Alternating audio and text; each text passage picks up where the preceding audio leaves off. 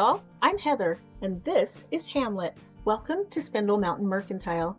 I am so grateful y'all joined us tonight to watch this video. I thought I would pop on here and tell you a few things before we get started. First off, and this is a little obvious, it is so stinking hot. Y'all, it's like 9 o'clock right now, and I can't put makeup on to make this video because it would just melt right off my face. And my hair has like 2 styles this summer. Messy bun and rubber band indentation. You know, like when you take your messy bun down and you have that line where the rubber band was. Looks like helmet head. And right now, I have so much hairspray in my bangs to keep them off of my forehead. My husband says John Travolta could get lost in there. I think that's a movie reference. I'll have to Google that when I'm done with this. And while I'm making this video, I just realized I look so Pentecostal. Before I started my YouTube channel, crafting ideas just came out of nowhere. I had so many ideas and I didn't have enough time to make them. But now that I have a YouTube channel, I'm like, what am I going to make? What am I going to make? And I'm like on Pinterest, scrolling. Help me, Pinterest, help me. So this week when I was sick, I didn't think I would find inspiration. By the way, don't you hate being sick in the summer? I mean, it's bad enough in the winter, but at least in the winter, you can snuggle up with a warm blanket and some hot tea and really fuzzy socks. Not in the summer. It just feels even ickier. So I did what all us 80s ladies do. I turned my thermostat down to 59 degrees and I snuggled up in a warm blanket on my couch with my fuzzy socks and my extra long hoodie, and my mama brought me some homemade chicken noodle soup that my Aunt Janice made. And I was super surprised that I found some inspiration. I went out to my she shack whenever I felt like I could get out there, and I stood like this far away from my air conditioner. You can see my air conditioner in some of the videos. That's how close it is, and it's on high cool. And I made the cutest stuff. I made stuff again that I want to keep. Wait till y'all see it. I think you'll like it too. Here's something ironic. My sweet husband brought me some hot coffee. Ooh. Ooh. Oh, the steam. Don't boil your coffee to get rid of the steam. Whew, look at that. Oh my goodness. I gotta get in the air conditioned room. I hope y'all enjoy this video, and I will see you next time. Bye. There's some fun outtakes at the end of the video. Hey y'all, from Spindle Mountain Mercantile. I am Heather. Welcome to my YouTube channel.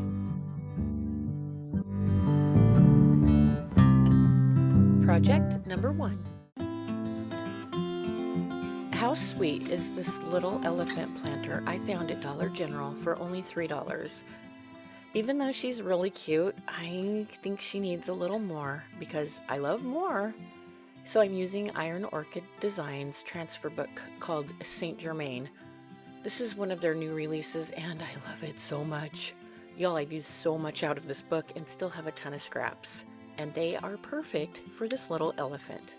Because she's so curvy, I started off with this first transfer by making some darts. That's when you take the end of your scissors and just snip a little slice in different angles all around the transfer so that when you lay the transfer down, it falls into those curves. But as I kept going in different parts of the elephant, I realized as I was going over a curve, that naturally pulled the carrier sheet away from the elephant. And I made sure the transfer was stuck first. If it did come up with that carrier sheet, I just laid it back down and I used my fingernail. I didn't use a transfer stick for this because it just didn't fit into all the nooks and crannies. Anyway, I just put my fingernail down there and I rubbed it some more, and then that plastic sheet just came off so easily, and it happened every time I went around a curve. So that's what I did for the entire elephant. When I got to the trunk, I couldn't get my finger down in there very well, so I did use my needle nose pliers on that part. Now, if I felt like when I got to the top of the curve and the transfer wasn't laying down right, if it was going to tear, I lifted it up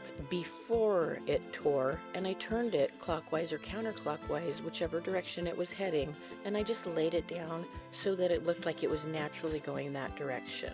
After I was done with each of those flowers, if there was still room at the top, I would add another flower. Now, some of those had stems, and I could make the stem look like it was coming from the stem of the flower before it. But if it couldn't fit that way, I just cut the stem off and I put the edge of that flower over the edge of the flower before it. So I'm essentially making little bouquets all over this elephant. You'll also notice I used my finger for burnishing and not the carrier sheet. That's when you rub the top of the transfer after you're done applying it, and it just makes sure all the little bits and pieces are adhered. I felt like that carrier sheet was going to pull the transfer away, so I just used my finger. Plus, it was easier to get my finger down in all those curves. And most of the stems start down at her feet. It took me probably about an hour, maybe an hour and a half. I can't really look at the timestamp and tell you how long it took because I get really distracted and I have to go do something, and while I'm doing that I find 5 other somethings to do, so I really can't tell you how long this took. But I just took out all those empty spaces on this video and I sped it up to 10 times its normal speed, and I'm just going to let you watch that. If you want to see something particular that I did in the whole process, you can just stop your video at that area and slow your own speed down, and then you can watch that. But for now, I'm just gonna stop talking and I will catch you at the end of this project.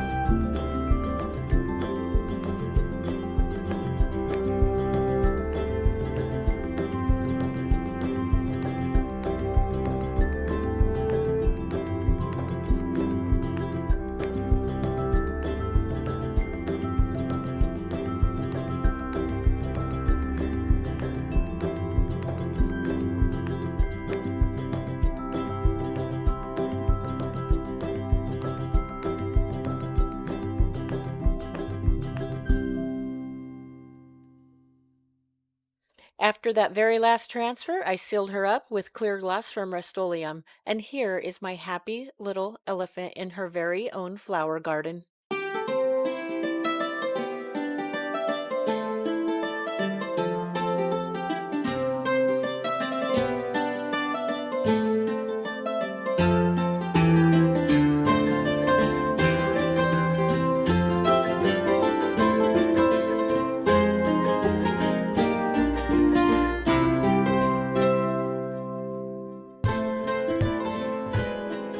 Project number 2. This cut glass oval had a clock in it when I got it in the best haul ever. That was a good video. I have 2 parts to that. You can see all the stuff I got for $4 a box. I said $5 a box in the video, but we recalculated, and with all of the extra things he gave us, it was $4 a box.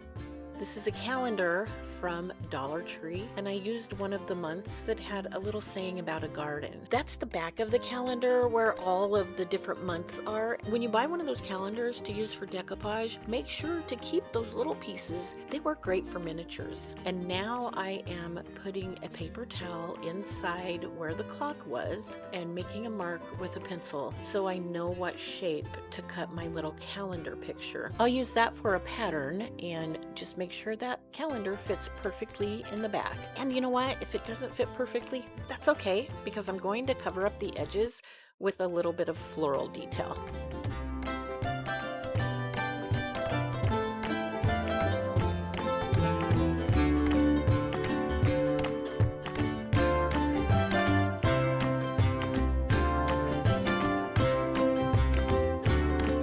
I attached it by brushing Titebond quick and thick all over the back, and then I added extra glue to the bottom of the frame so I could put a little piece of floral foam right there.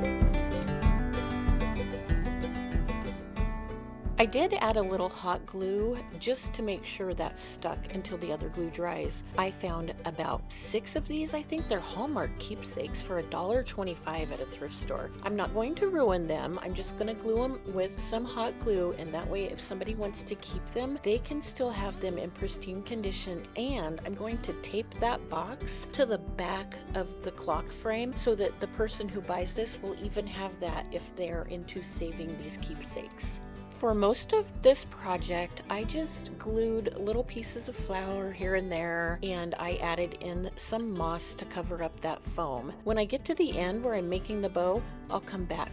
But for now, you can just watch me put this all together.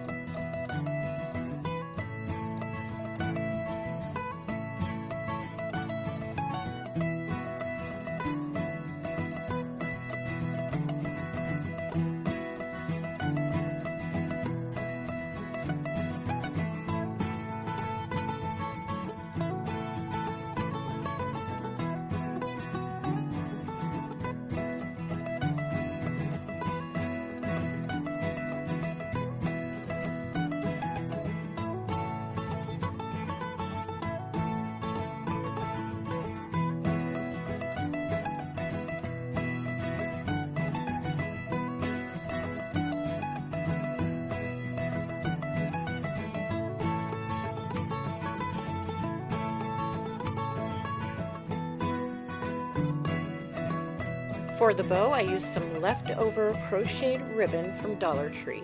I simply made 2 loops overlapping each other with the strands hanging down, and right in the center I wrapped a piece of twine around it, tied it in a little knot, and then I wrapped it around a whole bunch of times and tied that in a square knot. And here's a little trick. If your ribbon is facing the wrong way, like if it's supposed to be in front or if it goes up and you need it to go down, instead of wrapping it around the back and pushing that loop of the bow forward, pull it through that loop and it will lay flat. I added a little bit more floral and some more greenery to the back of the flower, and then we were done. Here is our happy little bear playing with some birds in his flower garden.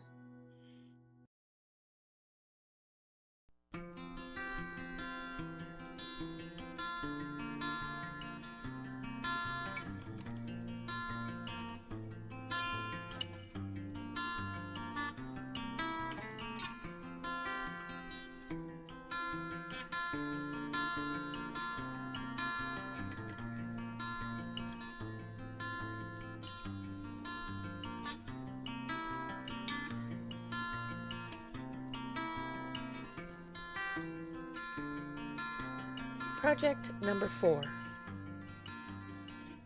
Before we get on with this project, I want to show you this cool little trick I learned. Did you know that you can pop out this little piece from the end of your box knife? It has a slot on it, and you can put that over the razor blade at the end.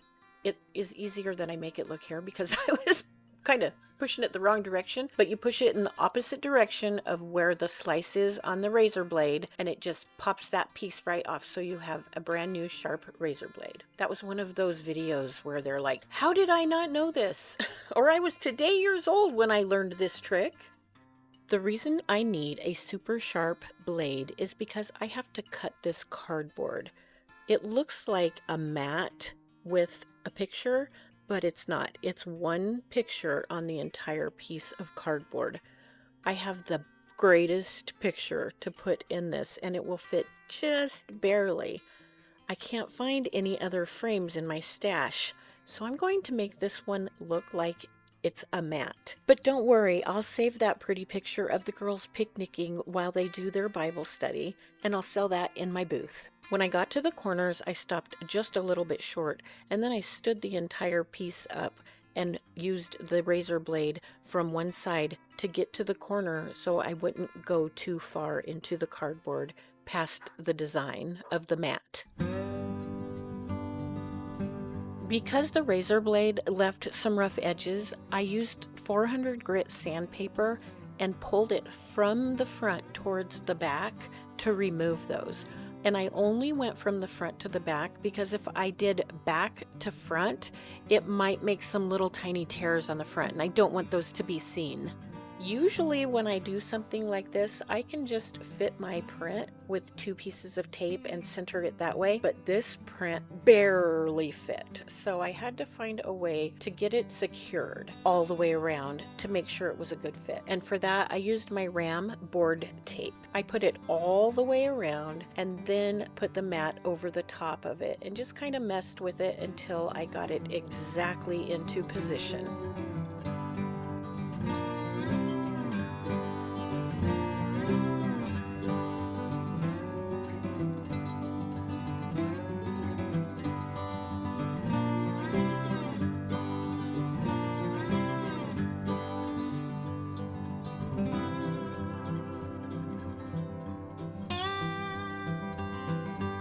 When I had it perfectly positioned, I got out my point driver. I also call it a frame stapler. I found this on Amazon, and I'll leave a link for that in the description. And I want you to know, when I do that, I'm not getting rich. I will tell you if it's not the best price I've found. In all of the 6 or 7 months that I've had the Amazon affiliate, I haven't even made $100 yet, so I haven't even gotten a paycheck. It's not a get rich scheme. It's a here's a good idea thing for my viewers. This is a different picture. I can't find the footage where I put it on the back of this particular picture, so I'm just showing you a different one. Now we're going to use the same RAM board tape to make it look nice on the back, and also it's very secure, so it keeps it even more in place. This is how I like to cut it. I put it all the way down to the edge and I kind of bend the tape with my fingers to make a seam, and then I cut with my scissors. But my sweet husband, who actually, his way looks better when he does it, but when I do it, I don't like it. He uses the razor blade and he cuts at a very great angle so you can't see that tape from the front. And I tried it 2 ways. I did it from the inside and the outside. I don't like it, but I thought you need to see it.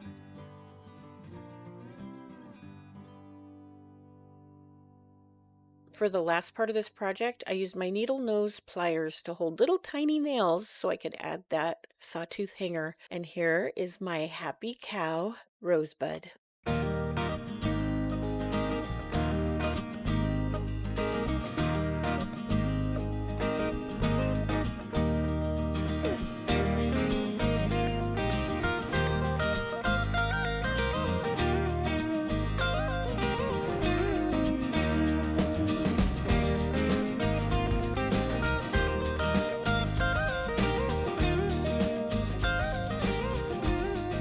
Project number 4. This project was super simple. I found this little guy at a thrift store. I think I paid $2 or $3 for him, and I couldn't pass him by because he was perfect. And I thought, ooh, I can put this in my shop right now, and I don't have to do anything to him. Yeah. Then I got home. I was like, oh, he needs some flowers. And I'm starting to like this flower arranging thing, so I got out some roses. I had these 3 roses that I got for free from someone who gave me a bunch of stuff when I bought some marketplace furniture from her. Then I'm going to fill it in with some of these white roses. There's going to be some gaps and a little bit of space down below where the flowers are separated from the planter. And I'm just going to fill that in with that greenery up there on the right hand side. So I'll let you watch this and I'll catch you at the end of this project.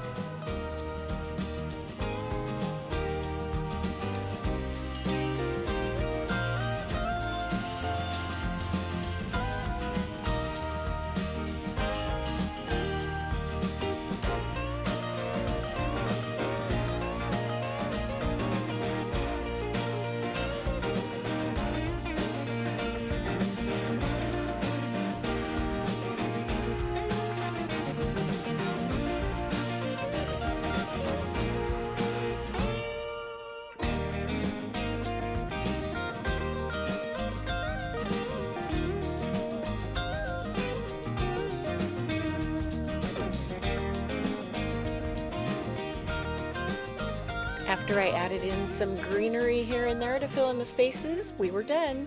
I think this fella is from Spain, so his name is Rojo.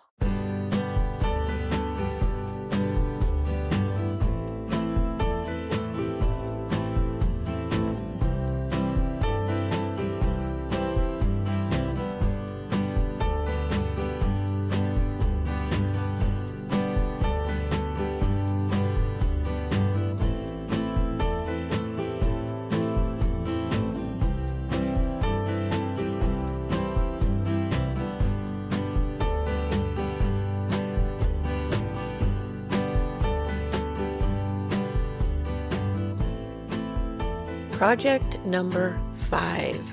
Of course, I'm using Apothecary for one of these projects because it's a day of the week. This is Debi's Design Diary DIY paint. I do sell this in my booth in upstate South Carolina, but I don't do mail order. That's okay though, because Debi gave me a link that I put in the description below. If you use that link to buy anything from her website, Debi will give me a small compensation, but she won't raise your price. I picked up these candlesticks when I first started thrifting a couple of years ago, and I did not even know they were seashells until I got them home. So of course, I have to make this look like they live near the ocean. To start, I'm using Apothecary, and I'm using a brush that I don't care that much about because I'm really mashing it into all those crevices because I'm going to do a distressing technique that only takes off the part that is on a raised surface. And I want the part that's down inside those surfaces to be the Apothecary. I made sure to stand it upright and also upside down because there were a lot of places that I missed that had really deep grooves.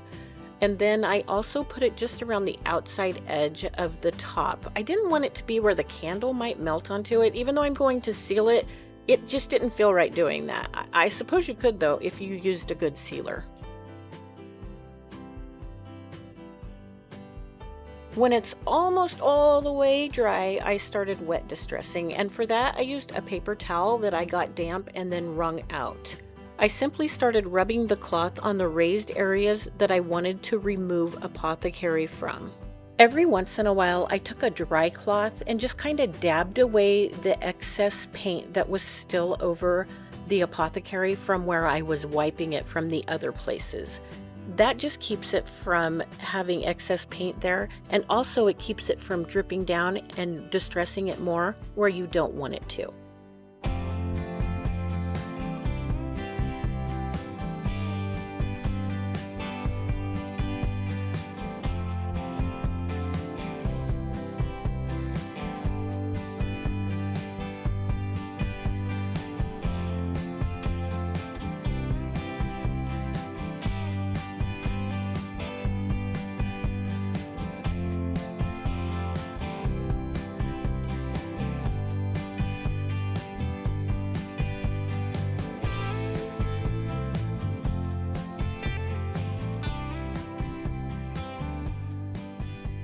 When I was certain that was really dry, I used Debi's wax in clear to coat the entire surface of both candlesticks.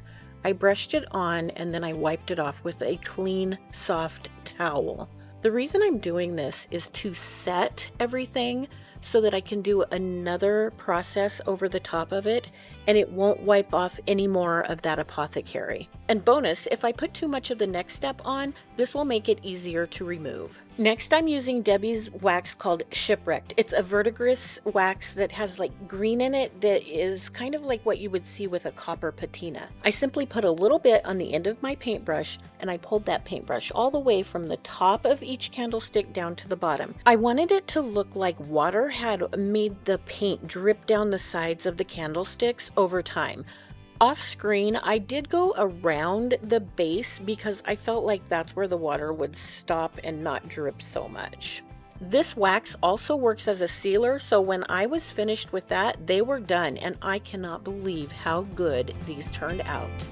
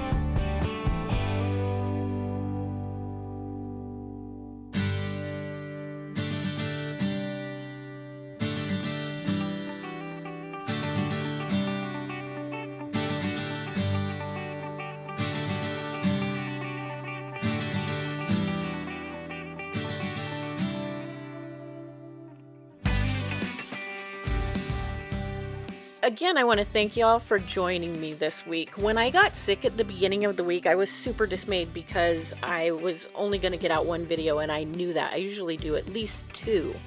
And on top of that, not feeling like I had any inspiration was kind of freaking me out. So here we are on Friday. I feel a lot better, and I had some good ideas. I guess I should have more faith that if I don't think I'm going to be inspired, just ask God, and He will help me find something to bring to y'all to help you be inspired.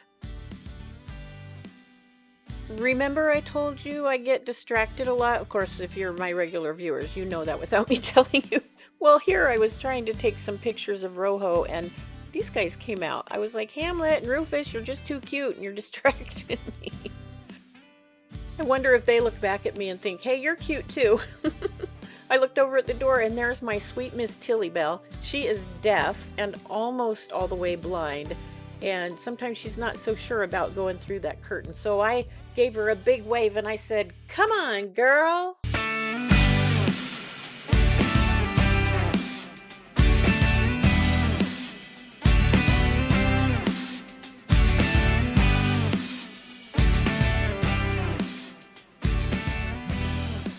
Don't forget to stick around till the very end for those outtakes. And from my family to yours, until you see me next time, I hope you have a wonderful week.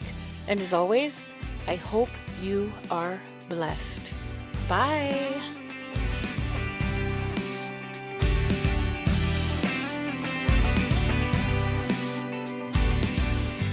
Say, hey, Hamlet. Are you praying? You're such a good boy. Hey, y'all. I'm Heather. And that's Hamlet. And this is Rufus. What you doing? Thanks for coming. Watch my video. You gonna bite my nose? It's okay, it doesn't have very many teeth. Oh, don't put the paw on the shirt. Well, don't want to be flashing the whole YouTubes. That's not that kind of channel.